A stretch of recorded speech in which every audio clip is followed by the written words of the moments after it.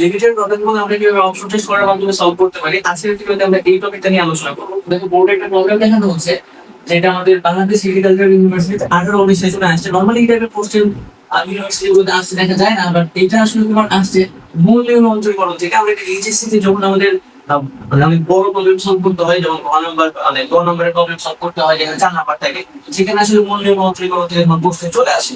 তো আমরা একটু খেয়াল করি, এটা আমাদের মূল নিয়ম অন্তরীকরণ পড়ে আসছে। আমরা এত বেসিক ডিটেইলসে যাবো না, আমরা যদি দেখুন এখান থেকে অ্যান্সারটা কিভাবে গেস করবা, অ্যান্সারটা কিভাবে বের করবো, এটা ডিফারেন্সিয়েশনের একটা পার্ট, যেটা আমাদের হচ্ছে লিমিট প্রশ্ন। এখানে বলা হচ্ছে যে লিমিট h টেন্ডস টু 0 এবং এটা উপরে টেন্ডস টু 0, আমরা জানো অবশ্যই জানো যে set x plus h minus set h divided by h equal to কি, মানে বলছে যে এটা কার এটা ইয়াটা কি হবে আমাদের। তো খেয়াল করো যে আমরা যখন ডিফারেন্সিয়েশন বের করি, এটাকে আমরা পুরো প্রাইমারি একবার ডিফারেন্সিয়েশন করছি, এটাকে ইকুয়াল টু আমাদের এরকম থাকে f of x plus h minus f of x divided by h। এটা আমাদের মূল নিয়ম অন্তরীকরণের যে মেইন ফর্মুলাটা সেইটা। এখন সাধারণত এখানে দেখো সেটস এর মূল্য হচ্ছে, আচ্ছা সরি, এখানে লিমিট x টেন্ডস টু হবে, লিমিট x টেন্ডস টু, এইখানে লিমিট h টেন্ডস টু যেভাবে আছে।